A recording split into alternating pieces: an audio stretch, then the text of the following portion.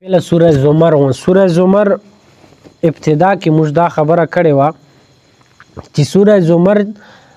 دین بعد 100 سورتونه د قرآن داسې روان دي چې هغه به حامیم نه شروع کېږي حامیم نه به شروع کېږي بیا د سوره زمر ادای د پر تمهید و دا هغه سورة المؤمن چې دا هغې نه دا مخکې الف لام میم سجده دا ټول مخکې آیتونه رسي چې هغې کې به حامیم وي هغه ټول چې دي هغه دلته نه د دې آغاز کېږي پهله سورة المؤمن ده پکې د دغه اول خو د حامیم سورتونه چې دي د ډېر فضیلت روغله ده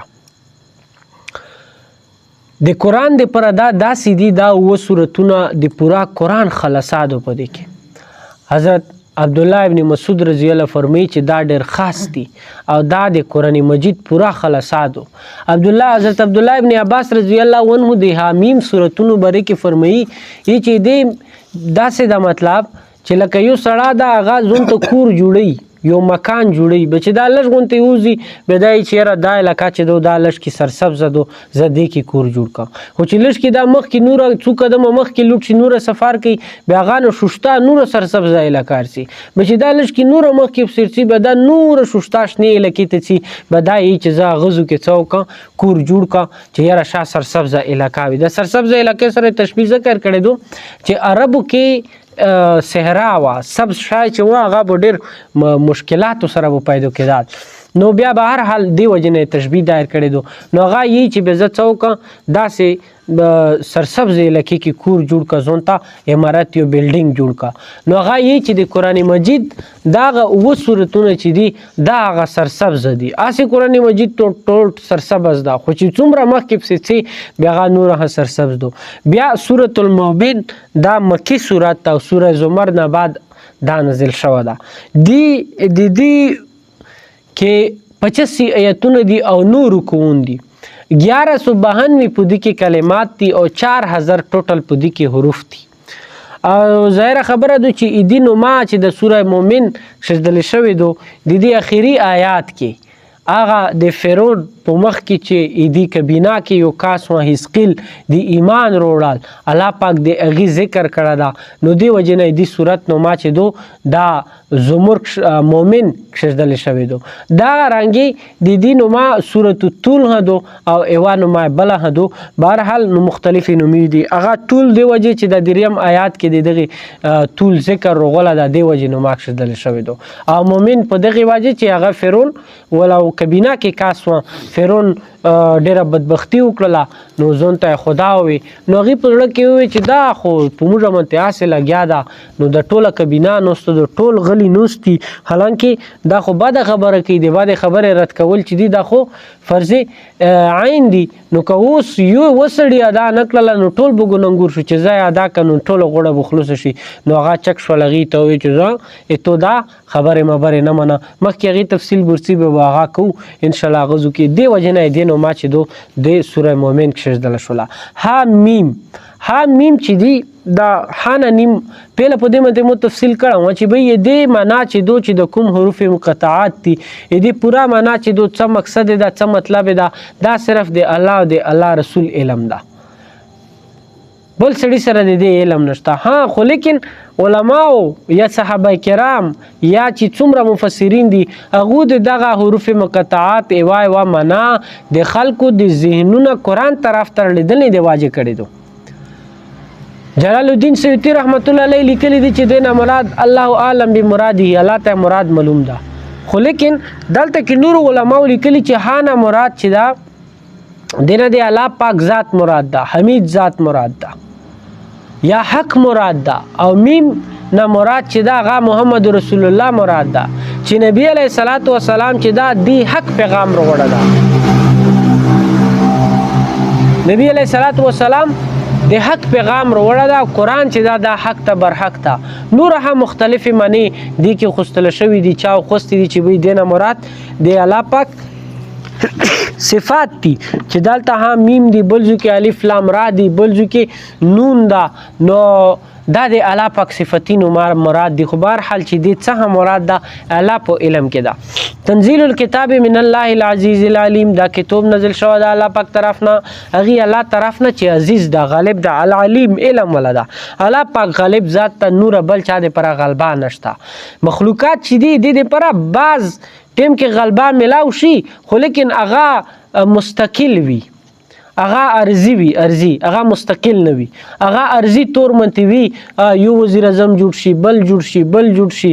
دا چې کومه هم مقابله دغه کې ارزي مقابله دي اصل غالب ذات چې دا هغه د الله ذات ته غلبه ټول د دنیا او د دنیا کې چرین پرین د ټول مخلوقات د دې نظام د ټول چې دا صرف الله دې پر دو چې څومره کائنات ته دغه مالک هغه منته غالب ذات چې دا الله د العلیم علم هدا دا غرنګ علم چې دا هغه صرف دی پورا جهان او علم چې دا الله سره ده بل چا سره نشته نور د مخلوق علم چې دا څه شته دا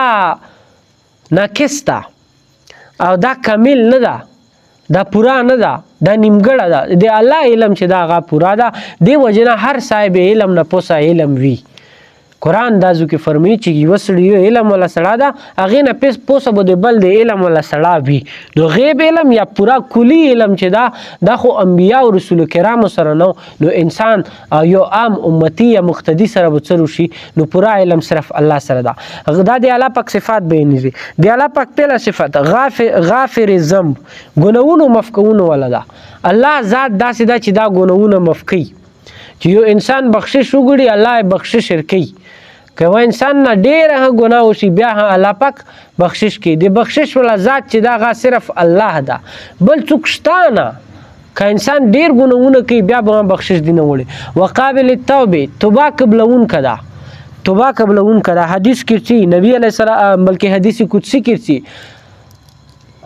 بنو آدم کلکم خطاؤون الله پاک فرمایي چې بنو آدم چې څومره دي دا ټول خطاکار دي وخیر الخطائین التوابون او ډیر بهتر خطاکار هغه دا چې هغه توبه او بوسون کړي چې څومره دا توبه او بوسي بیا هغه مر الله پاک معاف کوي حدیث کې چې نبی علیه الصلاۃ والسلام فرمایي چې کيو سړا ریس کې 70 زاله دینه ګناه وشي او 70 زاله دا توبه او بوسي الله پاک به معاف کوي نو الله پاک مفکونه ولدا توبه قبلونګي ولدا نو دی وجنه دی الله پاک دویم صفت دادا چې توبه قبلي شدید العقاب سخت انجام ولدا سخت پکړ ولدا چې دی الله پکړ کله روشي بیا هغه ډیر سخت وي به چې هغه چا منتر ولدا بیا هغه نستونه بوت شوی دي زتول مطلب تول دوا مطلب کېدل شي یو مطلب دا چې الله پاک طاقت ولدا قدرت ولدا ټول قدرت الله دی پر دویمه معنا دادو چې الله پاک د احسان او د انعامات ولدا چې الله پاک انسان منته انعامونه کړی دي او احسانات کړی دي نو تکت الله سره دا لا اله الا هو نشته څوک معبود مگر هغه یو هغه الله الیه المصیر ټول به دې طرف ته درومه دا غدری ایتونه مو ویل کنه زه خو کله کله د دام پکې وښایم وظیفه پکې وښایم نو دا درې ایتونه چې دي تفسیر ابن کثیر لیکلی ثابت دالته نه دي تفسیر ابن کثیر نه ثابت دي غیر کلی دي چې دا درې آیتونه چې دي دا چې څومره هم مشکلات وي چا منته مشقت روشي چا منته تکلیف روشي دا آیتونه یې دا درې پهلا درې چې کوم بیان شول الله پاک به دا آیتونه لري کوي ها به خاص کر یو بل تفسیر لیکلی دي چې کله د دشمن سره مقابله وي جنگ دی وي اسلام مخالف سره دی مقابله وي نو هغه سره بیا چې دا کله ته جنگ کای جهاد میدان کې دا درې ایتونه یای نو الله پاک به ته باندې تکلیف نرولي او ته تبو اسونر بوسی نو دی وجنه دا درې ایتونه چې دي دا ین پیچار دي او خاص کر دغه ایتونو بری کې د الیه المصیر ټکر چې دا دغه بری کې صحابه کرام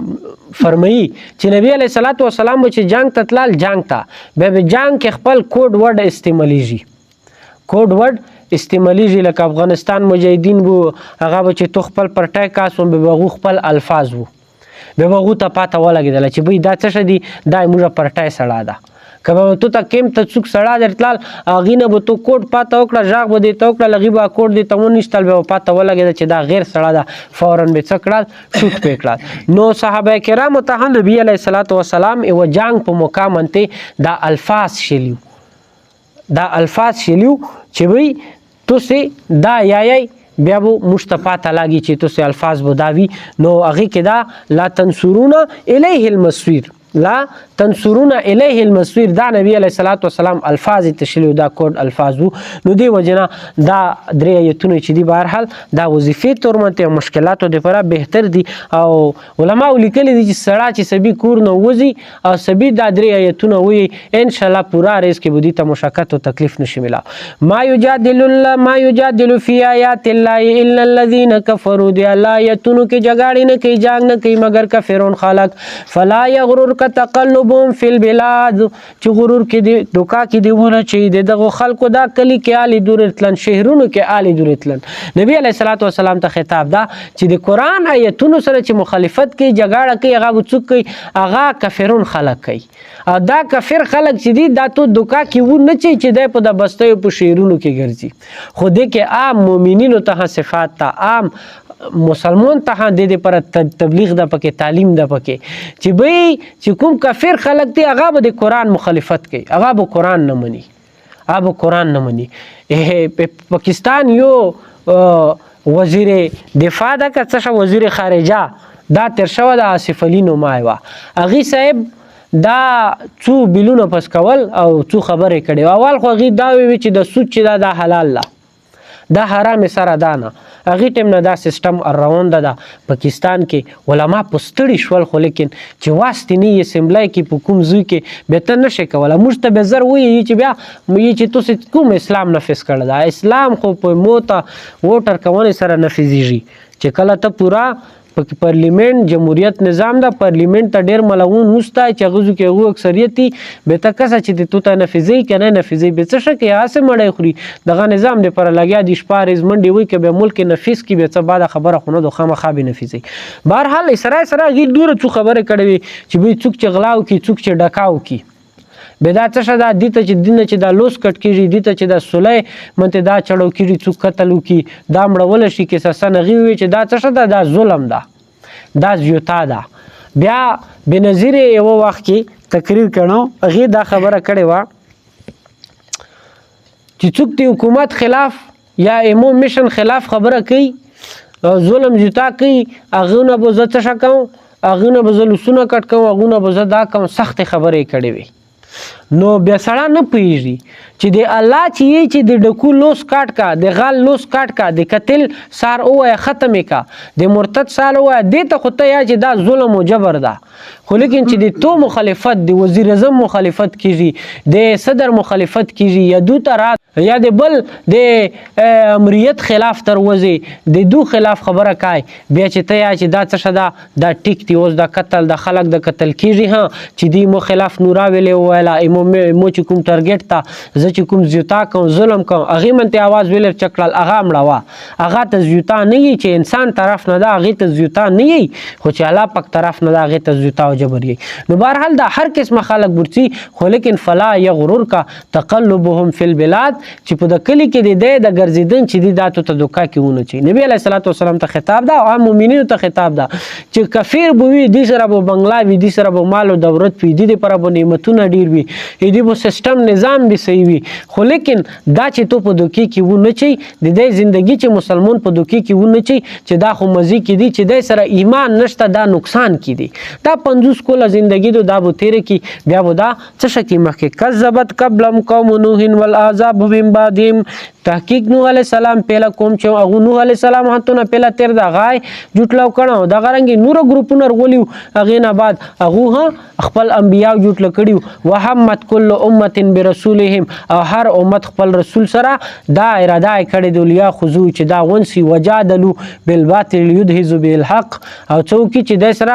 باطل اختیار سره دی سره جګړه وکړي او حق په دې منتې لرې کړي فاخذتم فکیف کان عقاب الله یې چې مور ونیول به څرنګه د دې انجام. نوح علیه الصلاة والسلام خپل قوم ته شپه ورځ تبلیغ کول بیا یې وی چې ته دروغ زونه. نوح علیه السلام نه بعد ابراهیم علیه السلام دغه رنګې قوم سمود صالح علیه السلام چې څومره انبیا ورغلي دي هغه خپل قوم ته تبلیغ کړی ده خو لیکن هغه څه شي دی هغه چې دا درویغ یي هر رسول هر امت د خپل رسول اراده کړی دو چې دار ونسی دې سره جګړه وکړي څومره انبیا ته تکلیفونه ملاو دي حضرت حنظله بن صفوان علیه السلام دا یو پیغمبر تر شوی ده یو نبی تر شوی ده خپل قوم ته تبلیغ کول چې الله پاک طرف ته روشي الله پاک طرف ته قوم څوکل قوم ورونیوال کوی ته نه نر وتریال کوی ته نه نر وتریال کوی کې باندې کړل درې څلور ورځې بعد بیا په روغلل مزاق ته پر روغلل چې ودره چې پاتې یو کو چې چي وک او ته وای چې حنظله ته څه کوي حضرت حنظله بن صفوان رضی الله تعالی چې علی السلام ته وی چې ته څه کوي څرنګه هغه بیا خپل قوم ته چې یا قوم اعبد الله چې د مو کومه د صرف د الله عبادت کوي د الله توحید طرف ته روشي کوم وی چې تمو دال تر وتر یلې ته خو یره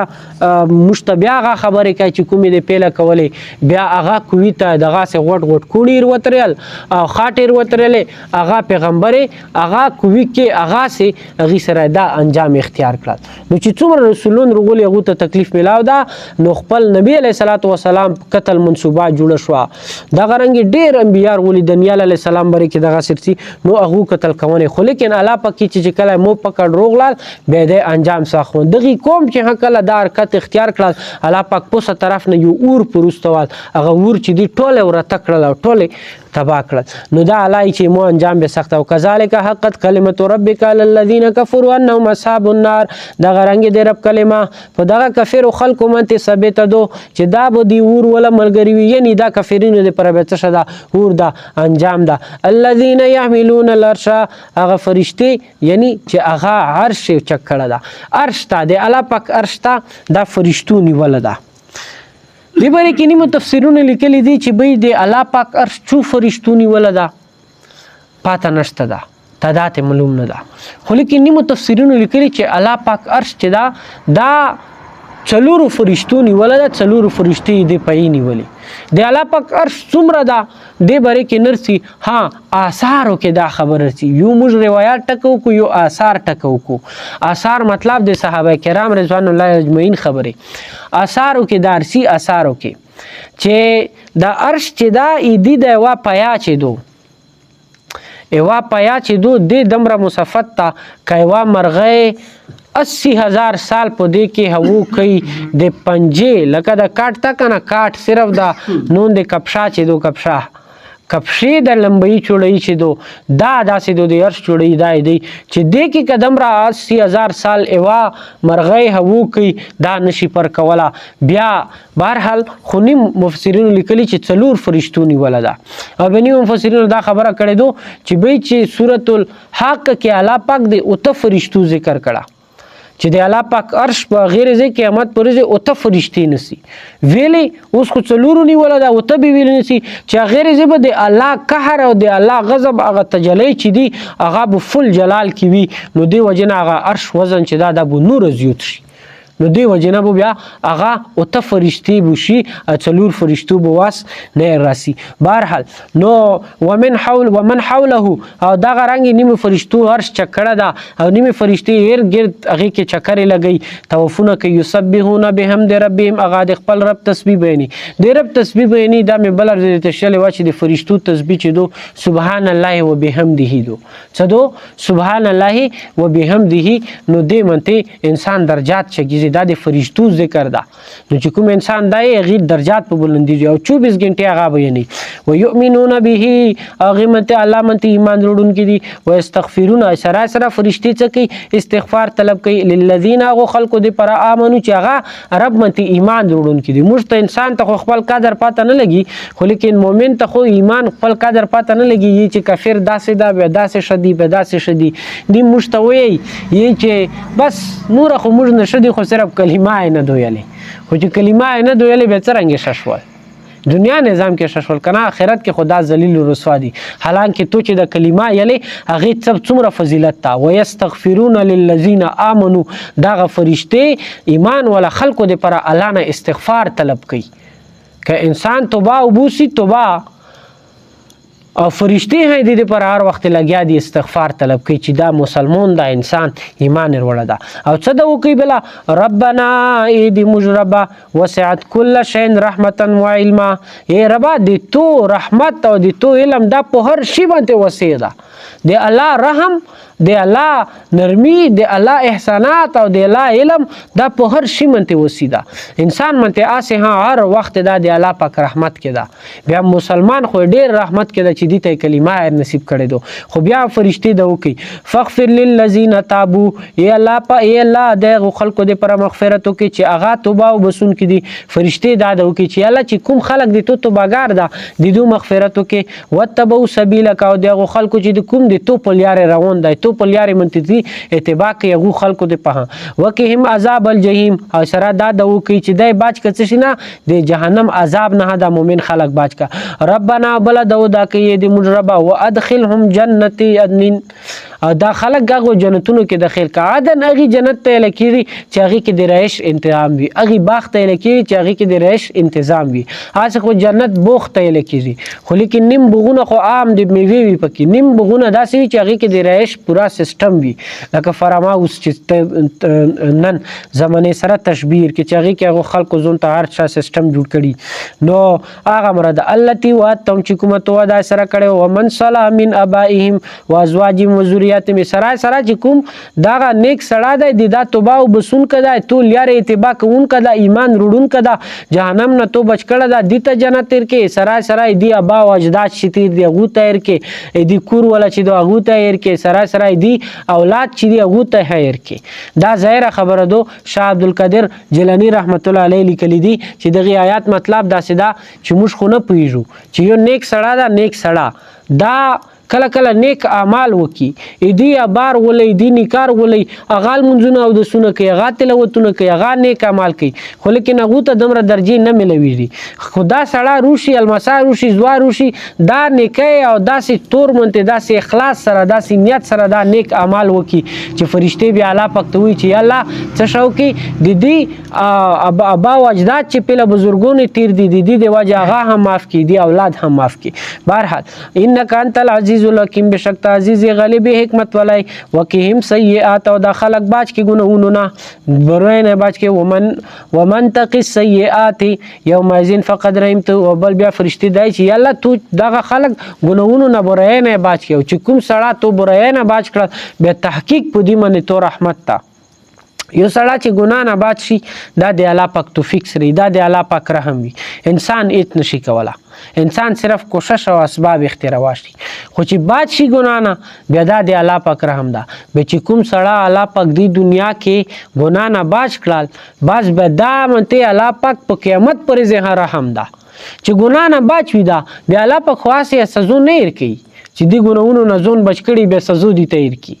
نه چې بس ګناه نه دا باج کړل به دا په دی الله رحمت کې دا به دا قیامت پرې به دا باج وي د دې پر کامیابی وي وذالک هو الفوز العظیم به دا چې قران چې دا غټه کامیابی د ستره کامیابی دو چې کوم سړی الله پاک ګناه نه باج کی چې ګناه نه دنیا کې باج کړل به واسه الله پاک سزا نه ورکي واخر دعوانا الحمدلله رب العالمین